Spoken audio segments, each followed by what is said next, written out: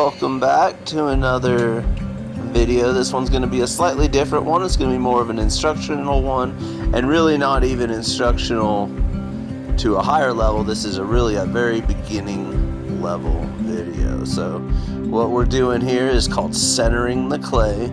So this is your first move. I call this the praying mantis, and you just squeeze it from either side and then you push it down. That's your karate chop.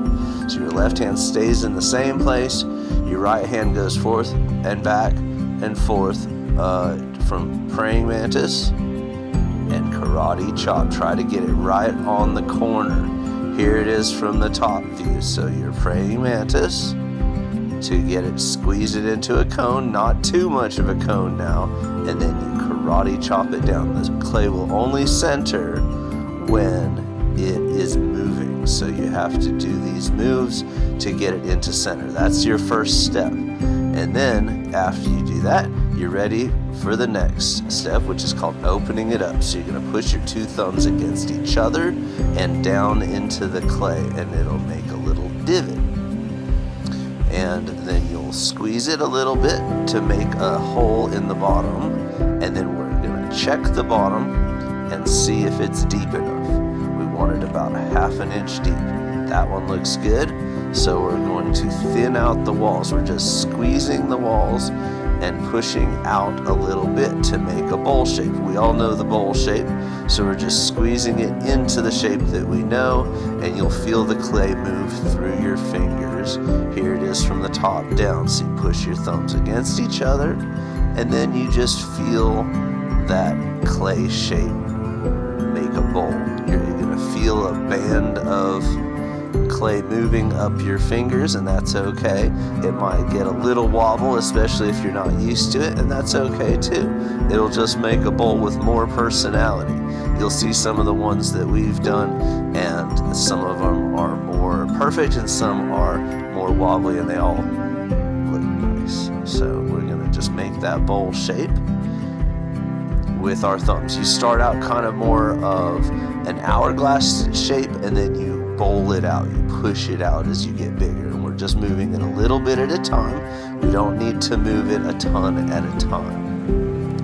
Here it is again from the front view. So we're just squeezing some of that extra clay from the bottom up to the rim and shaping it into a bowl shape. So what you're doing here is you're squeezing clay from the bottom up the sides and depositing it onto the top of the pot. And so you'll do that several times until you feel like you've gotten all the clay that you can from the bottom up to the top, and then you can shape it a little bit more like the shape you want it to be.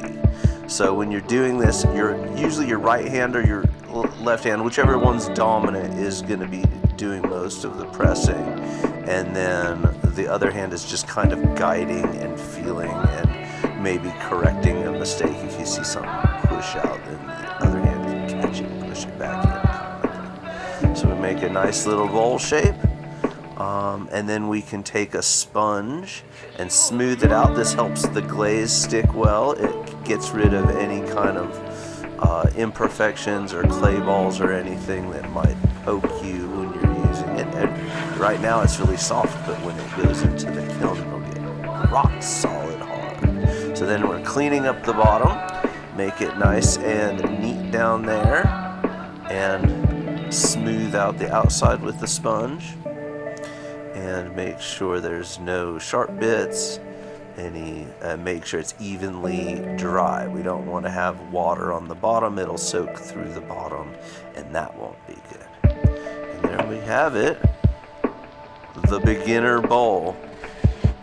It's the first project that I give my students to work on, because the clay automatically wants to throw itself out into a bowl shape.